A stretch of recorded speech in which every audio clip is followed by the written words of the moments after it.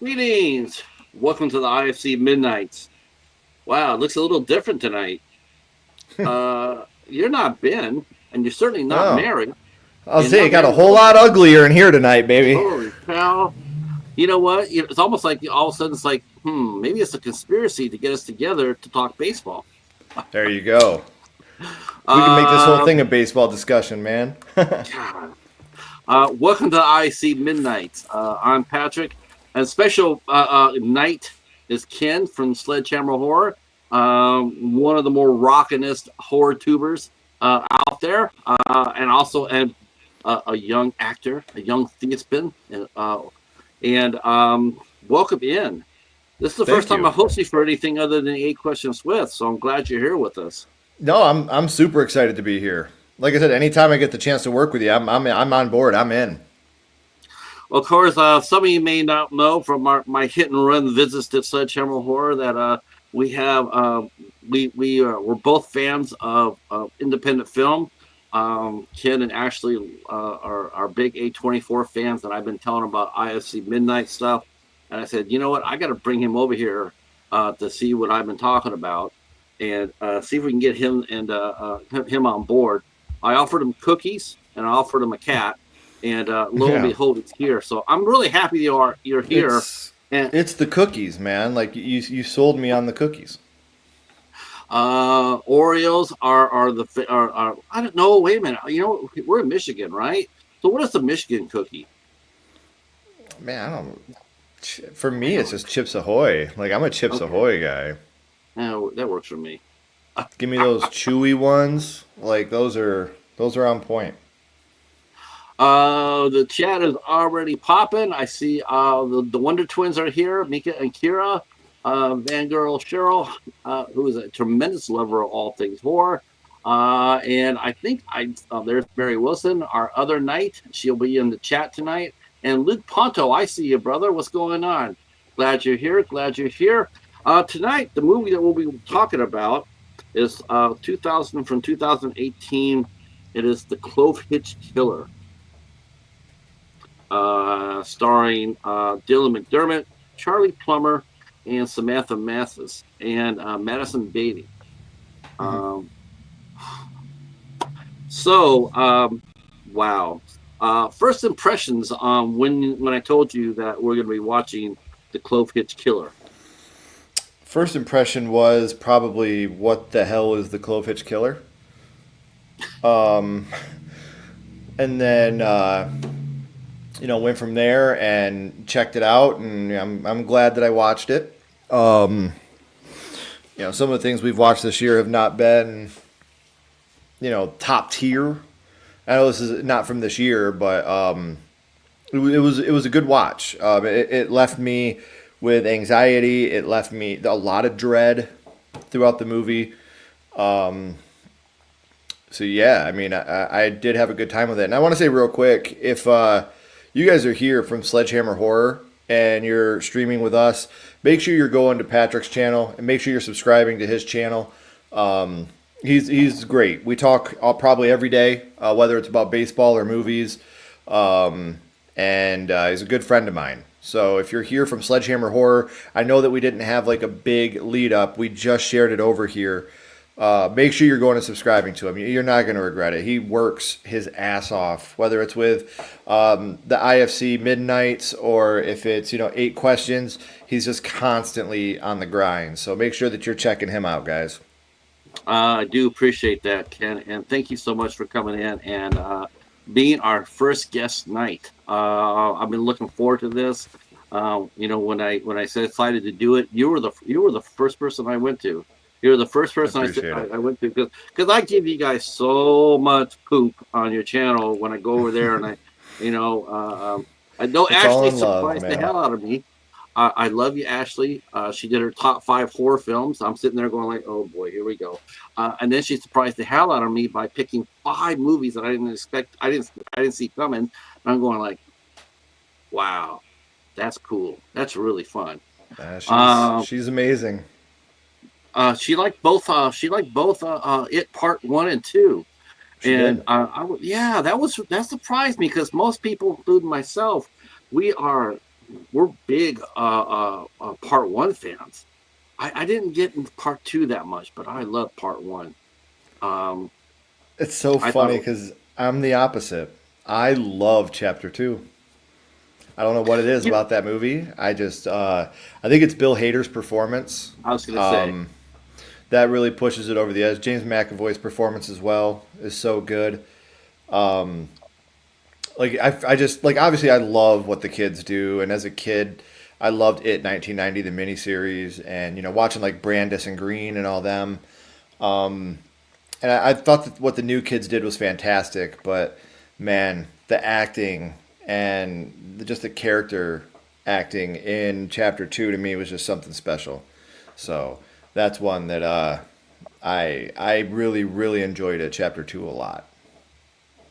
it's funny we're talking about it and a bunch of kids, and and to me, the scariest. I still say the scariest thing about it wasn't Pennywise, but not by half. It was Bev's dad. Yeah. Think about that, and that I mean, people were coming out of the theater. They're standing there talking about her dad, Mm. and it's funny that we're talking about it, talking about dads. You're a father, and Yep. here we are. We're going to be talking about another father. The fathers are our fathers are like like suddenly on the endangered list. It seems like they're gonna make the dads like creatures of the night. That's gonna be sort of weird as a father to see fatherhood being portrayed as such. Um, like evil fathers like this. Not even stepfathers. You're talking like biological fathers. Like Yeah. there's no and that's got to be sort of weird as a parent to see see parenthood put on trial, so to speak. Um, do you ever think about that when you watch like a horror movie or something like that, or is it just pure escapism for you? No, oh no, I absolutely do. Scary and evil fathers don't bother me so much, as weird as that sounds, because I feel like men as a whole suck anyway. For me, it's more like moms. Like when I see like a bad mom or an evil mom, that to me, my mom, was my hero. Like she was my, Right. best friend, and so that to me, like when I see that, that to me is a lot more worrisome and a lot more anxiety. I mean, and like you said, it's real life anyway. Me as a father, I'm very hands on with my family. I don't miss a football game. I don't miss a ballet recital. I don't, I don't miss that stuff. And I don't miss practices. I don't miss anything. That's why, where is it? Everything I do is cataloged weeks ahead of time. So that way, when we go on vacation, I can take the week off. That way I can be with my family and be a dad. I'm very meticulous when it comes to scheduling and planning, and a lot of that is because of Ashley. Ashley's very meticulous about that, and it, pushes its way onto me. But to see, I just don't think I could ever understand hurting your children. I just don't think it's something that my brain can fathom.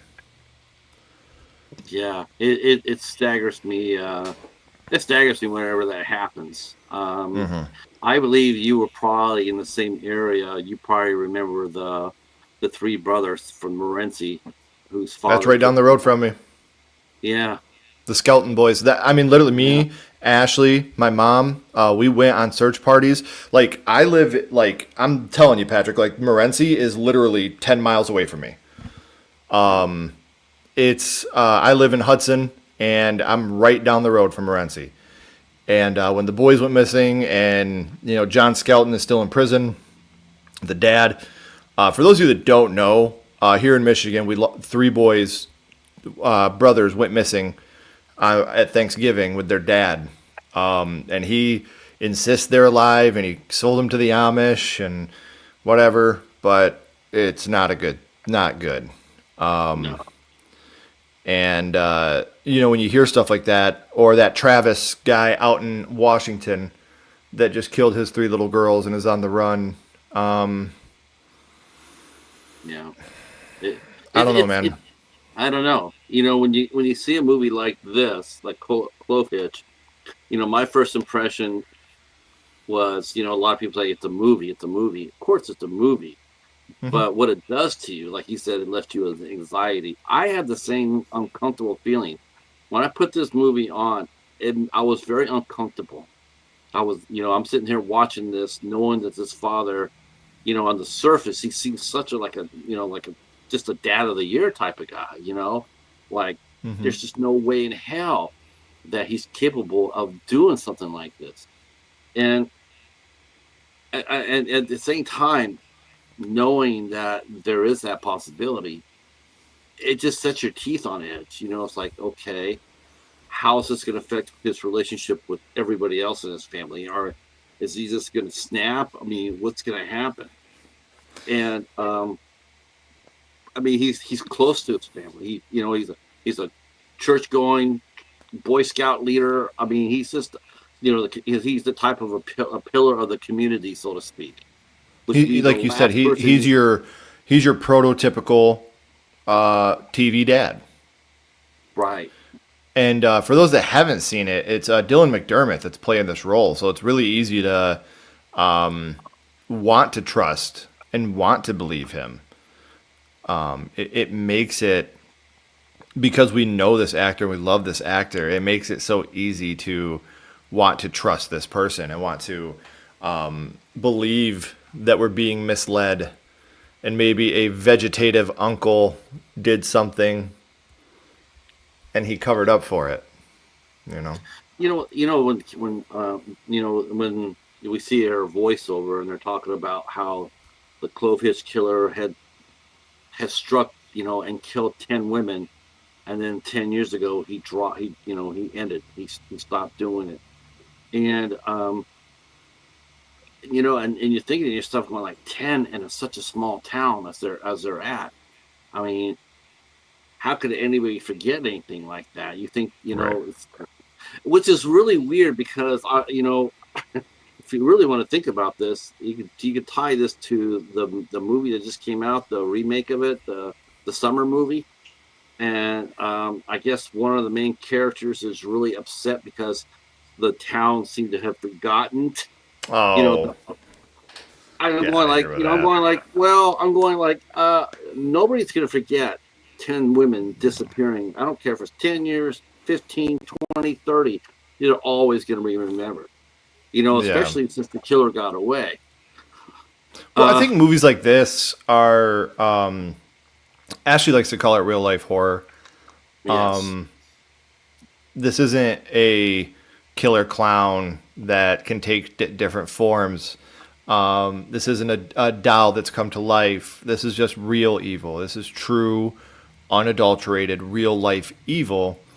And this could happen in any town, you know. And I think that these movies are the ones that, as an adult, scare me the most. Like these ones, yes, home invasion movies. It's just, and like Mika and Kira are saying, like with BTK, the Bounty Killer, Long Island Killer. These things happen, and sometimes people are so good to be able to get it away with this shit. yeah. I mean, it's really strange. Just when it's strange because sometimes you can go on YouTube and you can type in cop camera video channels, and they'll have you know killer, escape killer, or suspected killer is finally caught after 45 years or 40 years, and you're sitting there going like, this guy lived among us for 40 years. Yeah, What has he done that we don't know about? right. 40 years is a long time to perfect your craft. If you're that mindset. I mean, they show this one guy, he gets busted for one. He's talking to the cops. He admits to two other ones that they had no connection to him about. They had no idea that he had anything to do with it until he Right. says something. And it's like you look at Don Burnside, and he's the type of guy that you would see getting caught 40 years later. He's careful, and he's extremely dangerous. But you would never suspect him ever. And that's how it always is. I would look at Gacy. People loved him. He was loved in his community. And he was hiding boys in his crawl space. Like, it's so messed up, man. And like, I just don't understand. I think the mental capacity to be able to do that to another human being, and be able to go about your day like nothing's happened. Go out grocery shopping and saying hello to the local bagger while you've got people decaying in your basement. It's something that I can't fathom as a human being. Well, I think that the director Duncan Skiles did a superb job with Clovehitch. First of all, we got to talk about the cast. We're talking a little bit about Dylan McDermott, but we have to talk about the other three principals as well. I actually think Madison Beaty and Charlie Plummer stole this movie as far as their performances goes. I mean, watching his son Tyler.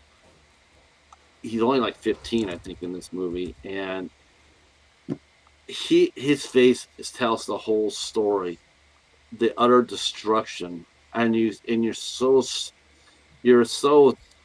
and when he starts finding out, when Cassie tells him that about the Clovehitch Killer, and then he finds out that his dad might be a part of it. He struggles so much with it. He loves his dad. He loves his dad, and it's just a never-ending nightmare. Trying to get you're in a nightmare phase, and you're trying to wake up, and there's nothing to wake up to because it's still right there. I felt, his character very brave, but I just, my heart broke for him. It really broke for him. And well, it's his hero. Yeah. It tells us too. I mean, if you think about the first time where you saw your parents, up to a certain point, we always looked at our parents sort of like our heroes, most of us did. And you look up and you're like, my dad's a good dad, he's a provider. My mom's a good mom. She's a provider. She cooks, you think about your parents and you think about how good they are. And then you start thinking about the first time you ever saw them, be human. Whether it be a fight over a bill or where were you last night, or just, why are you gambling? Get off the internet, all of a sudden as a child, you see that for the first time. And all of a sudden your parents start to shrink a little bit in your eyes. You start, instead of them being, standing 10 foot tall, then you start seeing them shrink like, they're just human beings, just like I am. Yeah. And a lot of kids, they struggle with that, much like Tyler did. He was, when his dad took him hunting, and he explained what was going on. He just said, "Yeah, whatever you say, Dad, you're right." That whole scene when he's walking behind him, where are we going, Dad? Oh, we're almost there. You're like, oh no. Yeah. So the movie opens up with we read the voiceover about the Clovehitch. He disappeared 10 years ago. My question was, where was he? Because it's like, you're thinking, going like, there's just no way that he's going to drop off the planet. He not when he's done 10. Maybe if he'd done 1 or 2, I might believe that. But this guy, he had it. He had the fever bad, and you sort of get the idea right away that even though they said there was only 10, he knew that there were more. Right. But we just didn't know how. And we meet Cassie, who is pretty much obsessed with the case for good reason. Yes. Wow. What a mind blowing. What a mind blower. Yeah. So we see Tyler. He's in his troop. He's a good kid. Cassie puts it in his head that, hey, something may not be, everything might not be so copacetic over there. Your dad, your dad could have something to do with this. We go ahead and we find out, we see through Tyler that he's been watching his dad. His dad has a shed out back with a padlock on it, but he's been able to read the combination because his room is over the doorway. So he's able to pick up the combination after a while. I thought that was pretty damn clever, to tell you the truth. Oh yeah. You're sitting there watching that, and I don't know, maybe that was the first time. That was it would have been interesting to see what Don would have responded to if Tyler had walked out there and said, "Hey, Dad, can I see what's in the garage?" Right. I really would. But his dad, though, he was passive aggressive too. When they went to talk about the sex part, and the scene that really got me too is when they're talking about about sex, and he's saying how some people just snap. And he grabbed the hammer and he brought it within an inch of his son's head. Yeah. Oh, You're like, dude, awkward conversation with dad is over now. yes. Let me go to the chat real quick. You guys are killing it over here. Let me bounce over here, and I'll let Ken catch up with this chat as well. Hey Tom, how are you? BTK got away for 40 years. Yes, that's right. Yeah, he got away for a long time. Yes, realizing your hero is not who they say they are has to be heartbreaking. I agree with that. Serial killers are crafty. Yep, organized. Yep. Let's see. Hey Michelle, how are you? How are you? See, Tom mentions in New York we had Richard Cottingham. I think that was the Long Island killer, if I'm not mistaken. And he was worst of the worst, right? Was he the Long Island guy? I believe so. I'm looking it up. Let's see. Tell his dad he has a dark passenger too. Let's see. Yeah, he's and the thing is too, when he starts investigating after what Cassie tells him, then we see him run across his friend who's very religious, and and Tyler drops some pictures that are actually Clovehitch Killer's victims, and his friend thinks that they're sex pictures, and they're not. They're victims. Of course, his friend overreacts, which is probably in the hindsight was probably a good thing. It's probably what really saved him, because if his friend would have got if he actually, because he wanted to talk to his friend, he needed someone to vent to, and if he would have vented to his friend, that would have not have been so good. Yeah, that would not have been so good. And he thinks that he's a pervert, and people are, they're sitting there calling him that because they don't realize what's going on, but Cassie does. And they start investigating. They go over to supposedly Cassie's grandmother, but it's actually a friend of the family's who used to be on the police department, who was investigating the first Clovehitch, the first cases. So Cassie goes over there and pours over all the information, all the files that this lady has, and they start connecting the dots. And you can see too when Tyler he starts believing. Yeah. When he goes in there and he finds the first pictures, I think he knew from that time. You talk about when he gets in that hidden compartment area? Yeah. I think it was one of those things where he knew right away what was going on, and no matter what they burned, he knew in the back of his head. He's just, I don't think there was ever anything coming back from what. I just think that how do you? I mean, sure, he probably knew, but how do you accept that? Like, how do you just say, that my dad is the killer? Like, how do you bring that into your heart? Like, especially when he's the man that he is. It's not like some crazed meth head or, you know what I mean? Like, stand-up guy doing everything he can for the community. Like, yeah.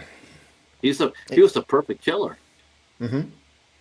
I mean, really, that's really what comes across is that Don was the perfect killer, Yeah. and and really, we see this later on, but you think about it for a minute, and you're actually sitting there going like, wow, he showed great restraint for the past 10 years. I mean, he only slipped three more times. You're thinking thinking to yourself how much control, because you got that, like the scene with the hammer, and then the other Oh yeah. scene where they're loading up the truck and he grabs his son in a full Nelson, and it's like break loose, and his son's halfway, like but then his dad, the last time he cinches it, he says break loose. It's like, dude, he can't break loose the He first two times. can't. Like, No, come but the on, wife, man. he cinches it. He wants to tell his son that he's still dominant. Right. He's still the head alpha of the family, and that to remind him of that. To like, I'm still in charge. Hmm. Until you can put me in a full Nelson, I'm still top dog. And he does it with a like a passive aggressive way. Um, what did you think of the character of Cassie? She was I pretty mean, bright. until you find out her reasoning, which I don't want to spoil for people that haven't seen. We're not spoiling this, are we? Um, uh, we'll try to keep it as light as possible. Okay. You're like, why is her obsession so big? Why does she care so much? You know? And then, given the reasons, you're like, okay, I can completely sympathize and empathize with why she's doing what she's doing. Let's see. Hey, Corey, how are you? Yes. God, I'm sort of. I don't know. I don't know how to be. I don't know how I feel about this. Like, I think that's the Long Island Killer. I think I only knew that because I read that in People magazine. Hmm. I do not keep track of people like that. Ugh, just. uh, Um. Yeah, you're right. I mean, when we're like Dylan, he tells her, he says, I get it, why you're obsessed with Clovehitch, because it makes you interesting, it makes you, stand out. But, of course, that's not the, real reason why. Right. Um, and I'm not really so sure that sort of attention is something that you really want. I think Cassie by that time, she's on the hunt. I think she senses when she meets Tyler and they start talking. I think it was like a door opening for her, and she was just Hmm. going to follow that trail wherever it took her, no matter who, no matter Yeah. and I like the way how she called him Clovehitch, Hmm. after the night. Um, and I thought that was like she is departmentized this guy, for her own narrative, basically probably for her own sanity. Her idea is like, I'm going to find this person no matter what, how it's going to take me, no matter how long it's going to take me, I will find them. Right. Um, I thought she did a great job with the actor who played her, Madison Beaty. The first time I ever saw her in a movie, and she was really good. I've seen Charlie Plummer and a couple of other things, but these two young actors just really just ran with this movie. Hmm. Um, what did you think when they, the really one of the scarier scenes is indeed when they go camping. When Don discovers that his son has actually been creeping around in his private area. Yeah. He's not very happy about that. Um, and he goes ahead and he says, well, we're going to go do something we haven't done in a long time. We're going to go camping. Okay, I don't know about you, but whenever we went camping, like with a family, my Hmm. dad didn't come out carrying a rifle with him. he, No. he had a handgun, because he was a ex cop, but he didn't walk around with a rifle, a hunting rifle. Um, Right. especially for a weekend, and you're not going hunting. It's not like it's deer season or anything. You're just bringing the gun. Um, And you're right. You can definitely see Tyler. He's terrified. Mm-hmm. He's walking down that trail, and he's just like, he's terrified. Yeah. Uh, uh, Don't worry, we're almost there. You're just like, yes. no, don't do it. Um, so they start talking, and this is you think if Tyler had been about 17, he probably would have picked up on this, the line of bullshit his dad was feeding him. But he's only 15. He's Right. not. And his Well, I think dad's a sitting big part there. of that too is just his want so bad to believe him. Like that overtakes what we would look at as, common sense. Like common sense tells you that, what he's saying is bullshit. And, you're talking about the uncle stuff, right? Right. Yeah, common sense tells you, like, come on, man, this is bullshit. No way.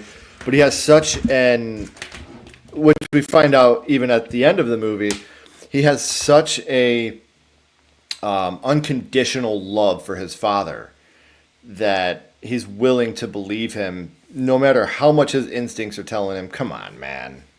You come Right. on. But because his love for his father is so unconditional, he's willing to stop any type of investigation he's doing because he believes in him so badly, no matter how silly it may be. That's his faith in his father. The scene where they the fire where they burn things, they Yeah. burn. At that scene You're sitting there. especially, you're like, come on. Well, I was thinking he's sitting there watching this, and you see him watching it. But I was actually watching Dawn because those were trophies, Yeah. and you're not really thinking about the son when you're watching that scene. I didn't. I was thinking about him. I was thinking that's a hell of a lot of trophies. He's gonna have. I mean, he probably goes down there whenever he's stressed out, and he And just probably looks at his relives trophies. those moments. Right. But now here he is being forced to get rid of them. You could, that was probably the first time you could sense him cracking, Yeah. Don cracking, because you see him like every time, how slow he's putting everything in. He's looking at his son like, do I have to put this in? And he gets the very last box, he puts it in there, and you're just thinking to yourself, going like, you know what, I would not want to make that guy mad at me right now. That No, because guy now was he's got to so. go get some more trophies. Mm-hmm. um and so Tyler, he tells Cassie that, hey, my dad, here's what he said. And then Cassie, she takes him over to one of the victims' houses, locks him in there, and then drops the bomb that her mom uh, uh was in one of the was Clovehitch. One of the victims. And then Tyler fills in the blank, saying he knew her mother. He knew the mother's name because he saw her driver's license. And then the game is really afoot. Yeah. Um, that was a turning point in getting rid of those items. He had to go out there and kill again to deal with that loss. Yes, I mean, I don't think there's any reserve. Like he didn't have like a super secret stash anywhere in the house. There's just no way he would do that. Right, because he didn't expect his one to get found. Why Right. would he have a backup when he had the other one hidden so well? He thought. I mean, not only in the garage, we had that in the shed back there, but then to go underneath the crawl space.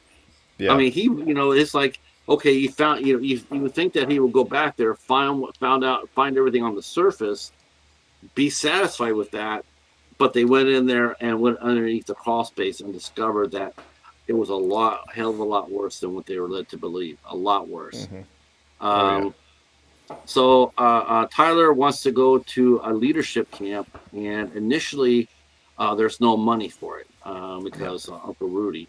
Yeah, but all of a sudden now, Go ahead, buddy. he found the money to send him, and then he's gonna send his wife and his little daughter to go visit grandma.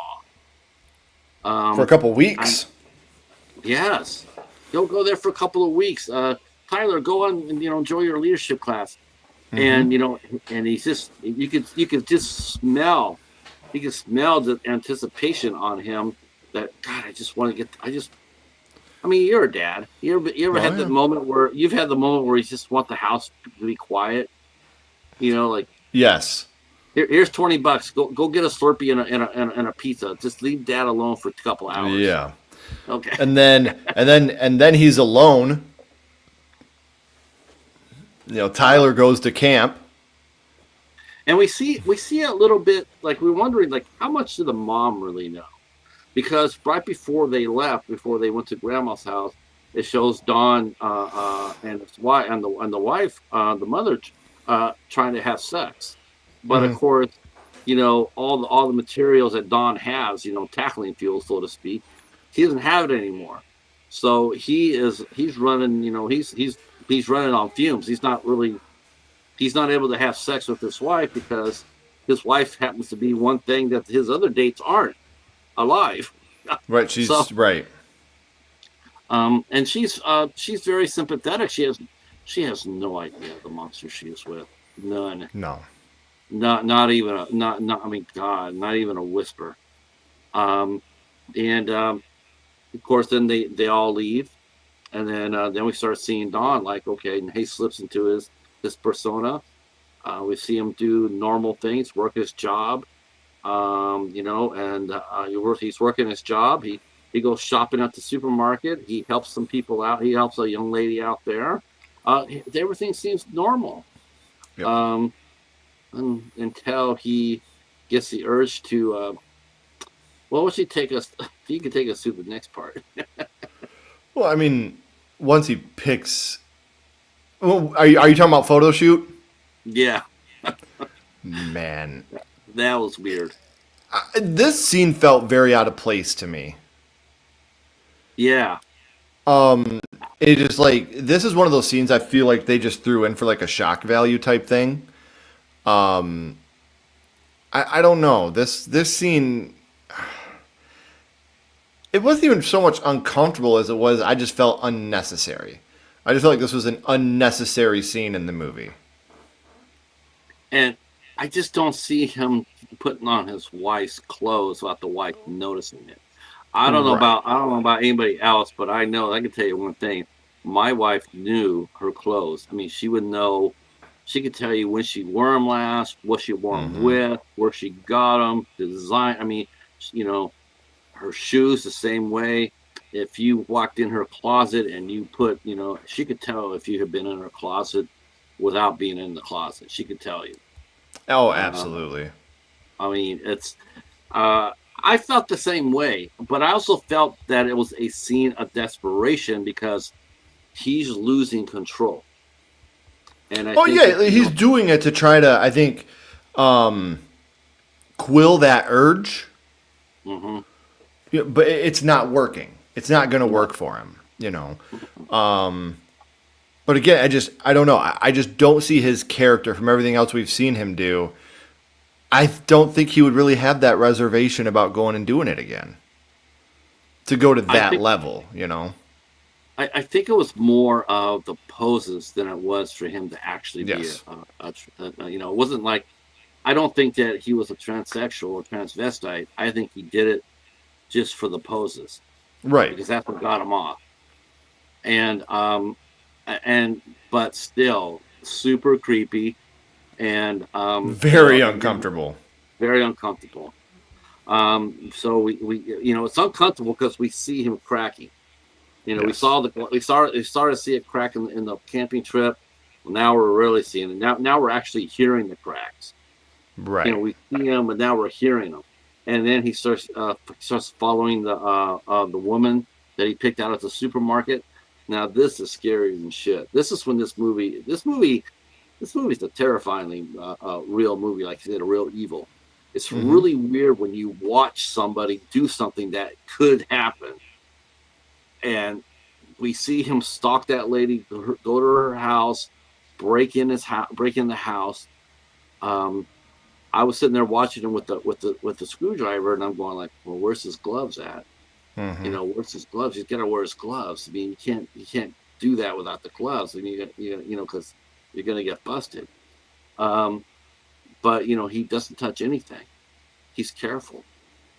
Um, and and sure enough, and he starts following that woman. He follows her, and then he finally gets up the nerve where he's going to go in there you know, and he talks to his wife. As he's talking to his wife, Yeah. we see his kill kit on the bed, all organized like a Boy Scout troop leader. Everything's all in its place, all organized. Had a first aid kit in there. A first aid kit in there. I It's mean, so weird, man. Like oh, how the OCD of our killer, you know? well, I mean, the FBI uses two terms: an organized killer and an unorganized killer. Right. And that's how they catch a lot of these people, because they do things. They do, they're unorganized, which means they're sloppy, and a lot of Crime times of they'll passion. right, and then they're organized, which means they do exactly what Don did: was sit on the bed, look over everything that he needed for his kill. He has everything all planned up, and now he's going to go ahead and carry it out. He's going to make it as fast as he possibly can. Hmm. Um, yeah. Uh, I felt sorry for the woman. I mean, it was a small part, but I thought she did a great job. Um, Absolutely. Super creepy scene where Clovehitch comes in, and he's just standing there. He's just standing there, looking And he over. knows what he's doing. Sure, right? Because we saw the church. The church is sitting there saying, you don't have, there's room for redemption. There's always room for redemption. You don't need to do what you don't. You can always come to God, and he's a religious man.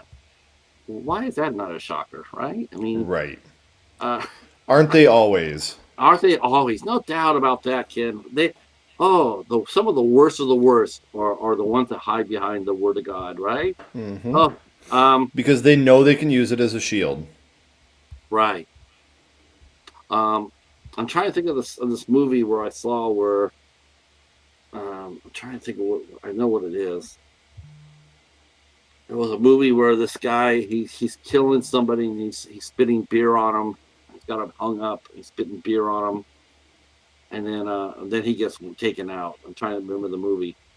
It's right at the tip of my tongue. It was a really creepy scene.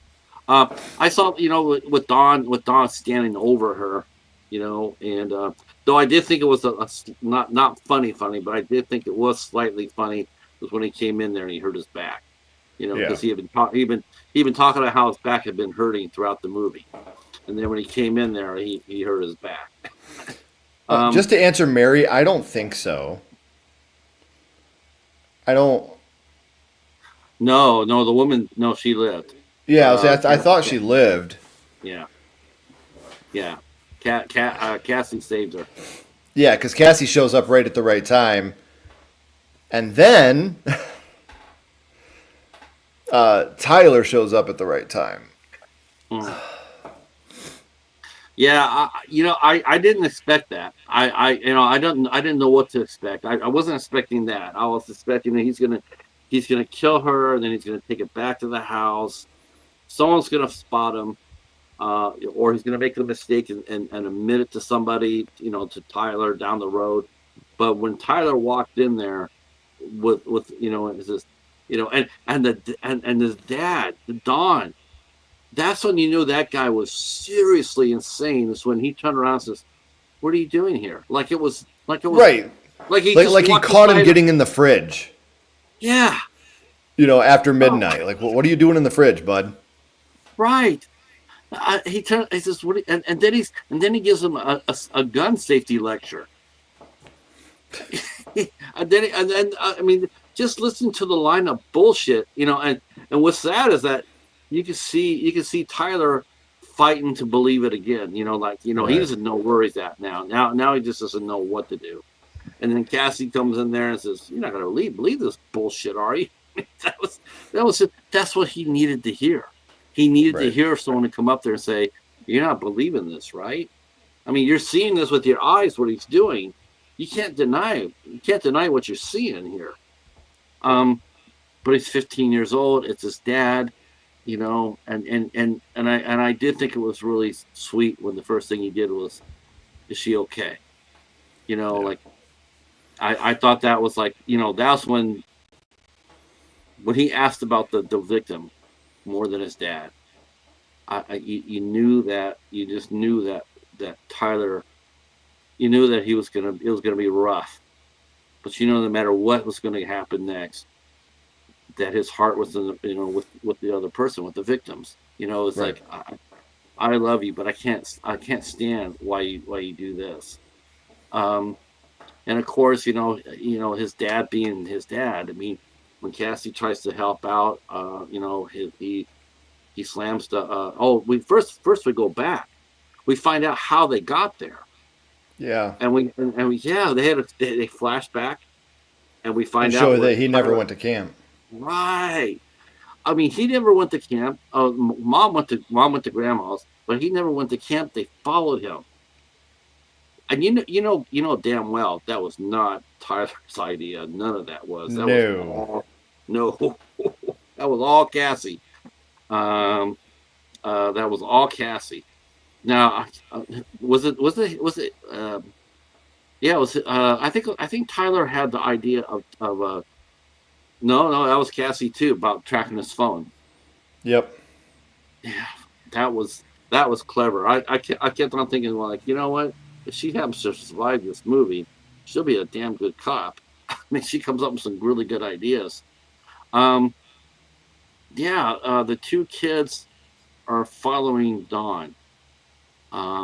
And since Dawn's not expecting them, he's not looking for them.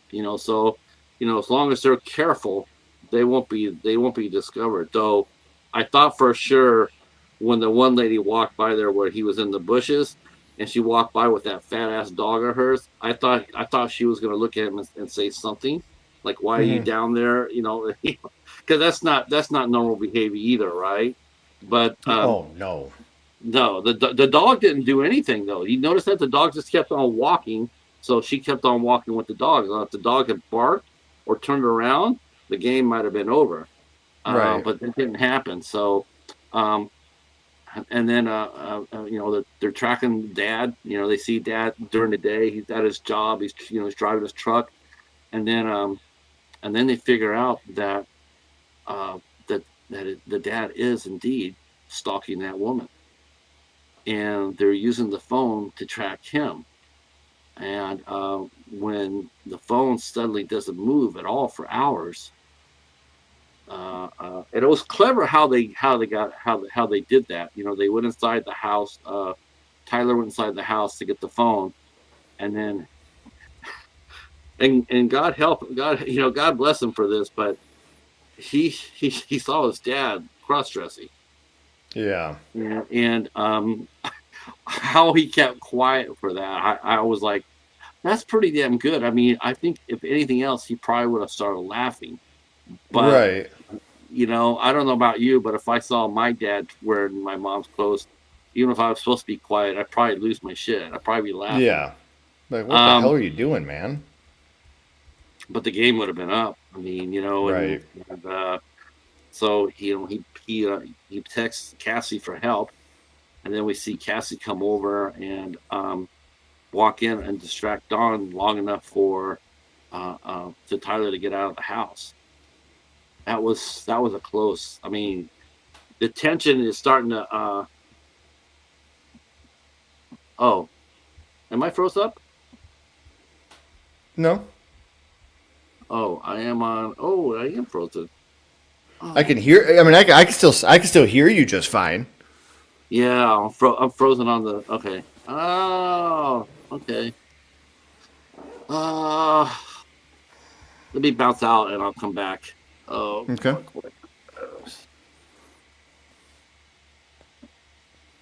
Let's see if I can do it.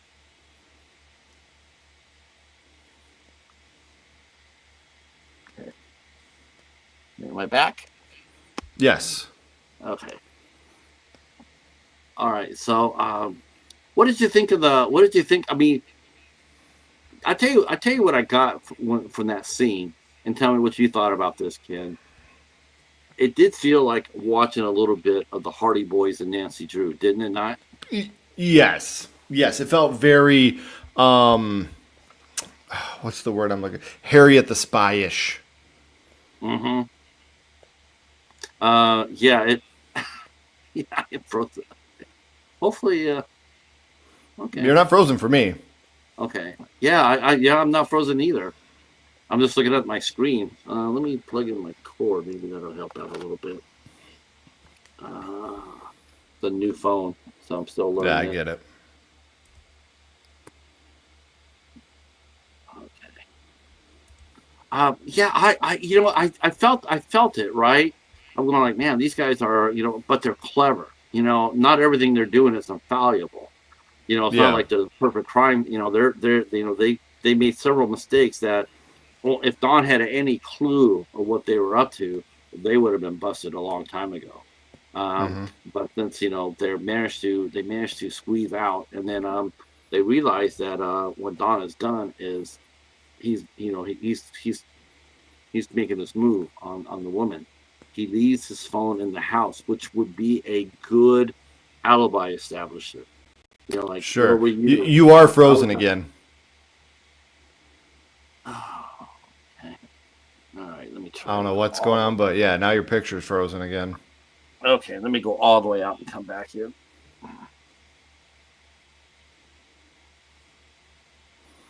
What's up, everybody? You got some questions? Go ahead and ask. Let's try to do that while he's getting back in. Hope everybody's having a good night.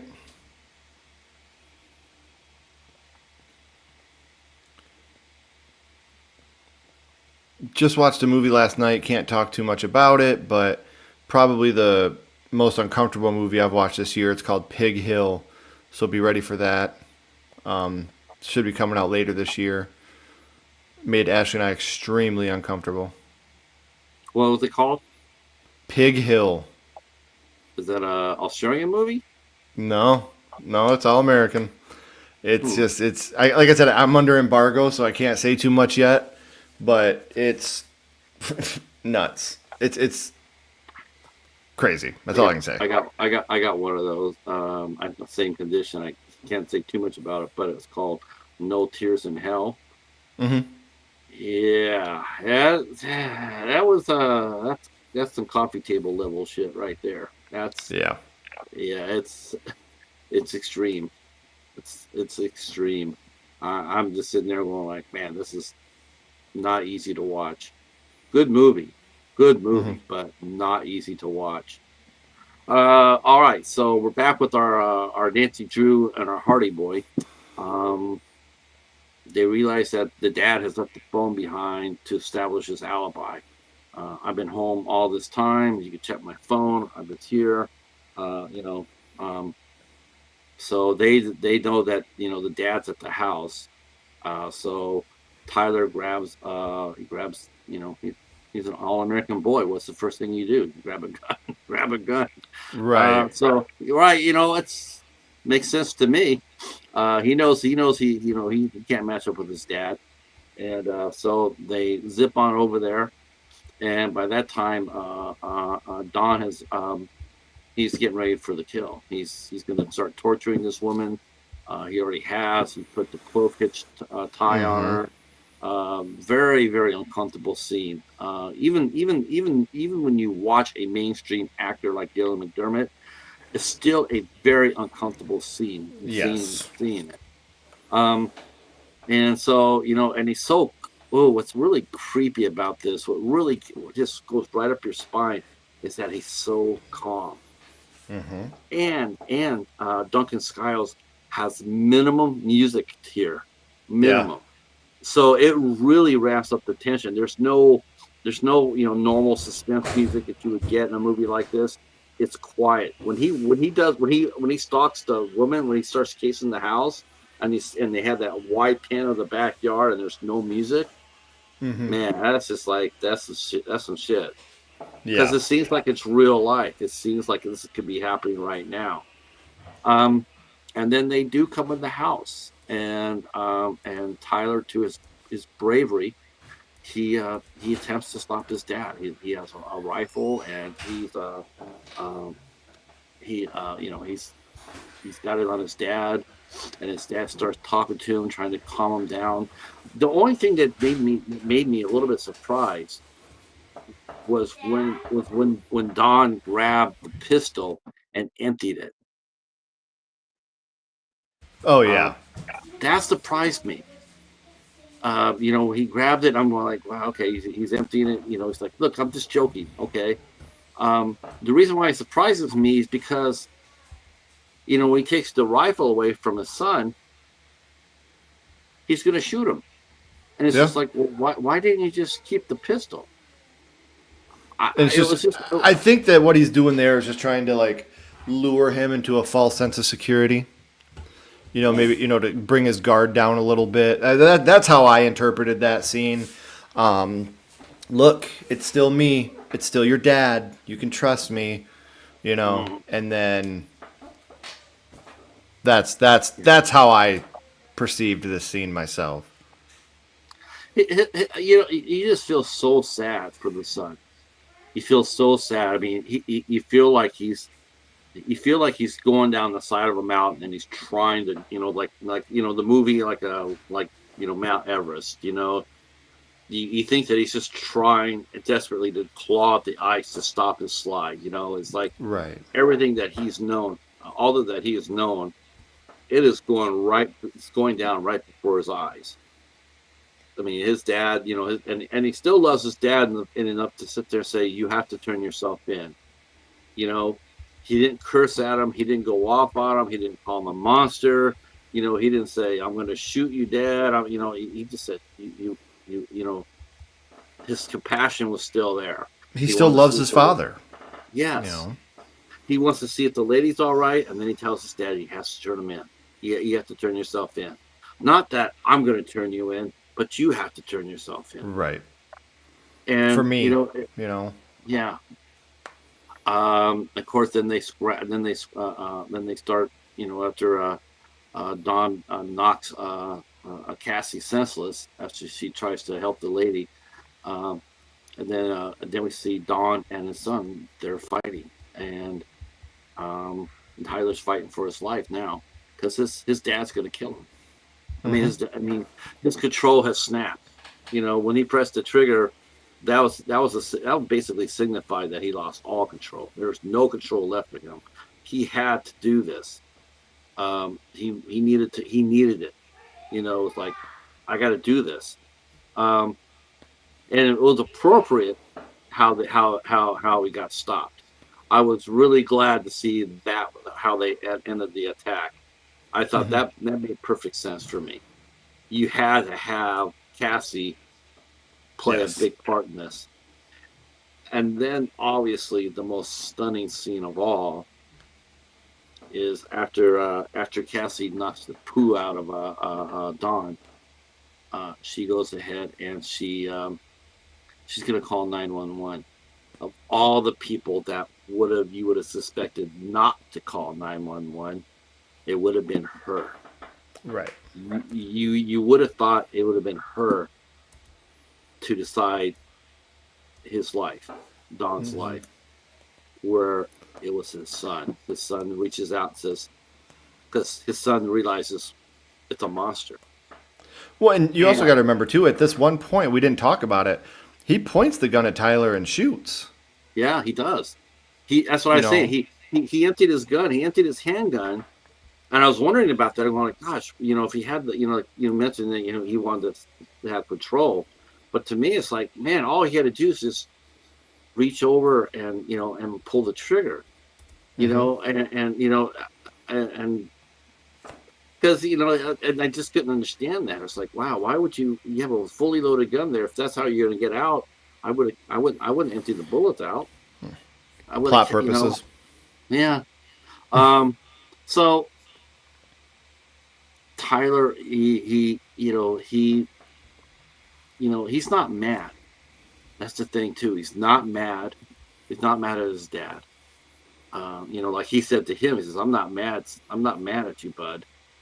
And his son's like, I'm not mad at him either. But he realizes that his dad is a monster. Mm-hmm. I think he knows too that his dad would probably have, if they would have stopped it right then and there and the cops would have came, there wouldn't have been a murder. All the evidence was gone. Yep. Um, I think his dad would have went to jail for a little bbit, but he would have got out, and it would have started all over again. I'll And I say with think all the legal, all the red tape, he probably, he would have spent years on the streets before he ever faced any type of consequence. or just get a slap on the wrist. He might Right. have done a year, a couple. What exactly did you do? You assaulted a woman in her house. Okay, that's bad, but it's like what, 3 to 5? He'd be out. Right. And And with he'd be his doing it record and good time, he's doing a year. maybe, right? Yeah. And I think that that's what happened with Tyler is he realized that, and he just says, "Not on my watch." And so and next thing when the movie opened up, we saw where they're talking about Clovehitch. They show pictures of missing women on telephone poles, and now we see a picture of Dawn on a telephone pole. So the circle Right. is going to become complete. And they don't know what happened to Dawn. Where did he go? He disappeared without a trace. Which is not too hard to fathom, considering that Tyler is he's a Boy Scout. He can make it disappear. He knows, especially out in the woods. He knows how to cover a trail. He knows how to make it. I mean, that's just. And you saw him at the eulogy. You saw his sash that he wore, and that thing was chock full of craft. Woodcraft and other things that Boy Scouts do. And so it didn't really surprise me to figure out what he did with his dad. Right. And I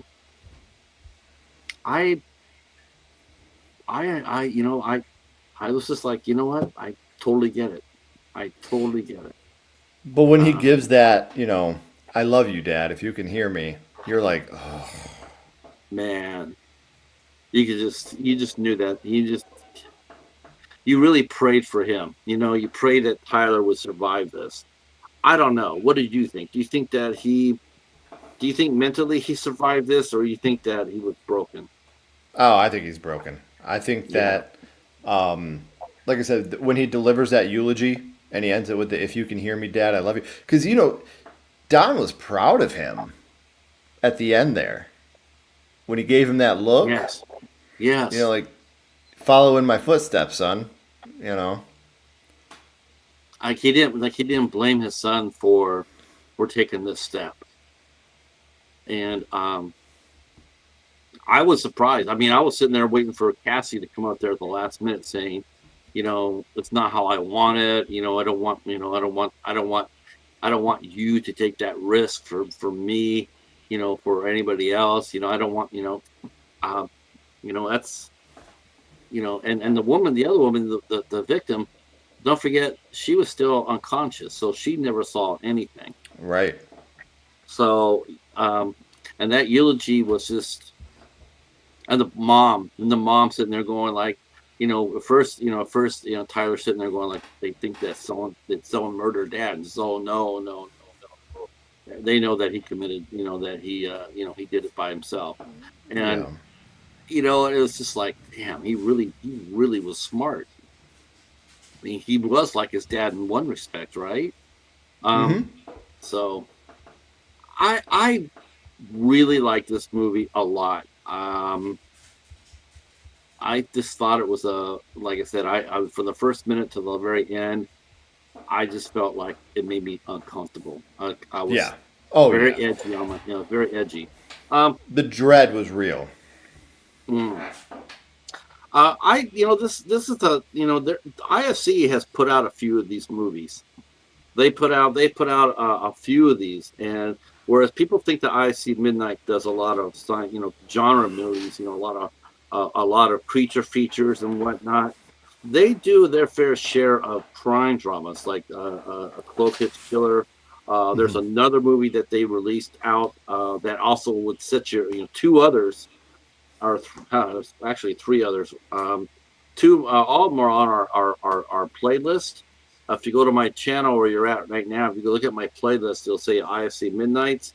I highly recommend you guys watch our coverage of Bound to Vengeance, The Den, and Cold in July. All three top drawer movies like this that will set your teeth on edge. All very well done, and probably have never heard of these movies. But if you're a horror fan, you definitely want to look them up.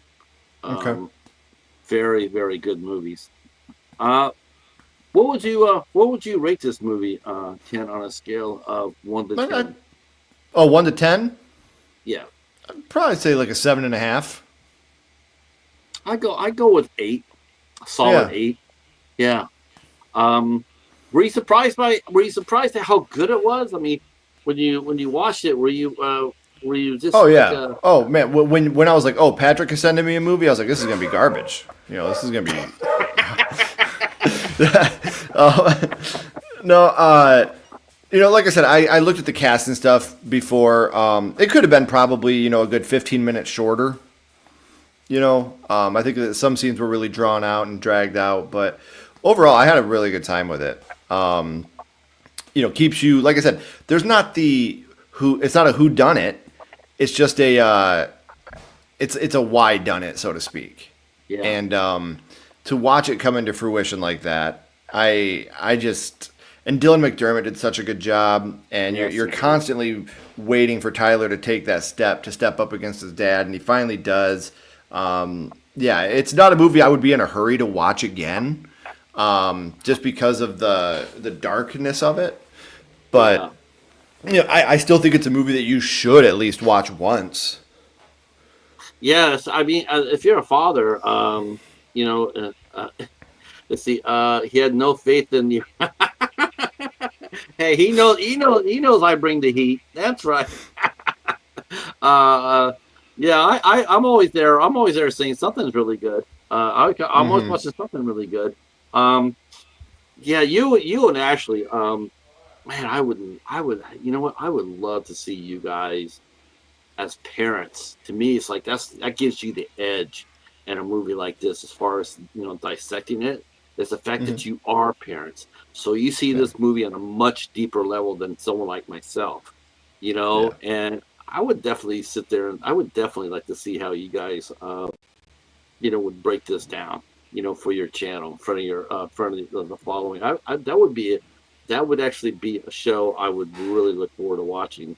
I might have to have her. I might have to have her watch it so we can talk about it together. I watched it on my own, so I didn't watch it with her, but we might have to have her watch it so we can dissect it a little bit. I ought to bring you guys. I ought to let you guys watch Bound to Vengeance with me. Do a watch party. I'll show you what's really cooking. Okay. That's some shit right there. Bound to Vengeance, man. That's a corker. That's been my favorite IFC movie that we've done so far. The Den was the first one, and then we did Bound for Vengeance. They're sort of like spiritual sequels. Okay.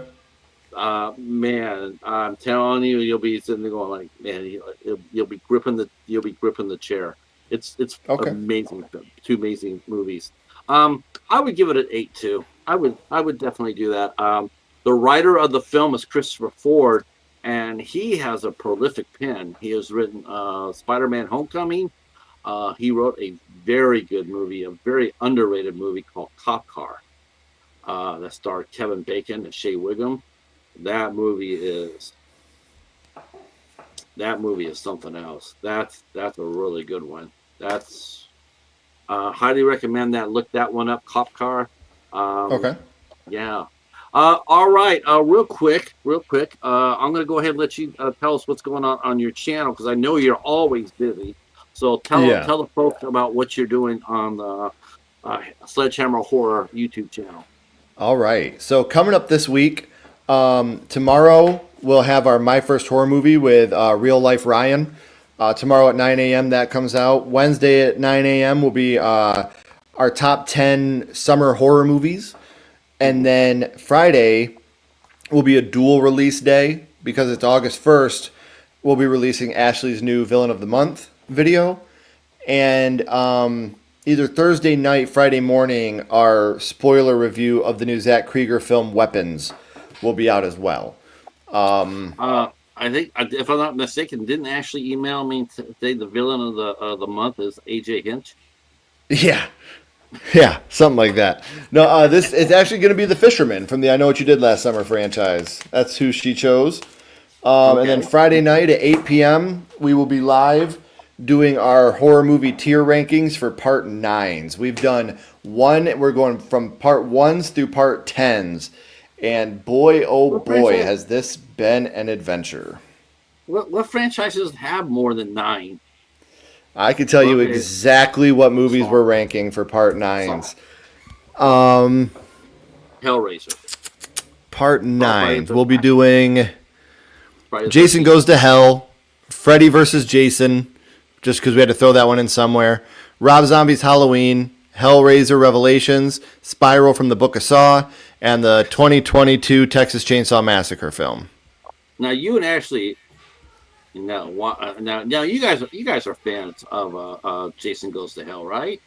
I am a fan. Ashley fucking hates it. Really?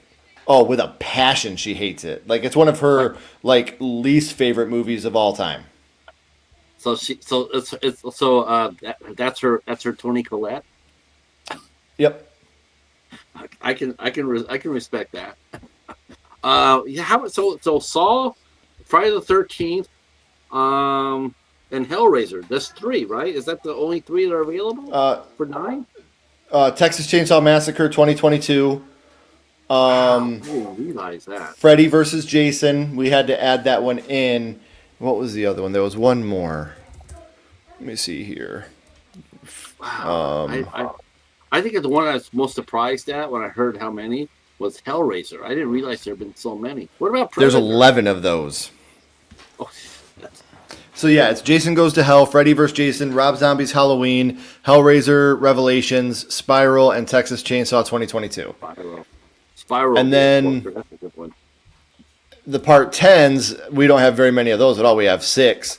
We had to include some off-the-wall ones on this one. There's Jason X, Halloween 2, Hellraiser Judgment, Puppet Master X, Saw X, and Children of the Corn 10. Wow, you're right. We had to add Puppet Master and Children of the Corn just because if we didn't, we would have only had 4 movies. Yeah, because I think isn't Puppet Master up to 12 now? I think so. Wow, and yeah, that's right. I think they're up to 12. They did the first 10. I think the first 10. I think was Charles Band. I'm not sure I think the other 2 have, where the puppets were good puppets. I think the Littlest Reich and the one after that, I think they have them going bad. Yeah. All right. Well, there you go. That's Friday. Yes, that'll be Friday at 8 p.m. As for me, I'll keep this real short. We'll be back here on August 5th. We'll be talking to a film director, Thor Moreno. He'll be here. And then on the 6th of August, we'll be interviewing Mike and Sheldon of the Graveyard Horror Podcast out of Canada. And then on August 17th, which is a Sunday, we have an A24 night. That's right, A24 in the house. We'll be covering Cut Bank, which is an excellent movie and highly recommended. And then Mary Wilson will be our host next for the next IFC show. We will be heading down to Shutter Road. We'll be reviewing or discussing the movie called Z with Keegan Connor Tracy. Love Z. Z wants to play, baby. I just love Keegan Connor. She's always been so cute to me. I might not remember her, but she was in the Final Destination 2. She was the one that got the PVC pipe put through her head. Through the head. Yeah. Yeah. Have you seen Z yet? No. It'd be my first time watch. Man, such a good movie. I believe Ashley and I included that on the top 10 horror movies you should see if you haven't. Okay. Yeah, it's so good. Mary Wilson is a tremendous picker of movies. she picks out some terrific films for us to watch here in the IFC show. And after that, I don't know what Ben's going to pick, but Ben's going to come up with something too. We just got done watching Anything for Jackson. That's what we covered last month. That's a banger of a movie too.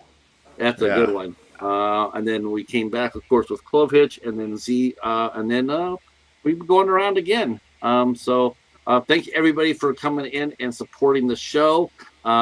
Ken will be back at some time, and we will be doing this again with him, and hopefully Ashley next time. If you have any interest at all of popping up here doing an IFC show, or if you wanted to join the Midnight Society for one of our deep dives, just reach out and touch me over on Facebook. Say, hey, Cheetah. And then, we'll talk. Get you on here. That'll be a lot of fun. All right, boys and girls, that's it. I want to thank you for your support. I appreciate it so much. Ken, awesome show. Thank you again so much. Thank you, man. We're going to do it again sometime soon. And to the chat, we're going to go ahead and say goodnight right here. Ken, you know the routine. Stay there for 1 second. Everybody else, thanks. Peace.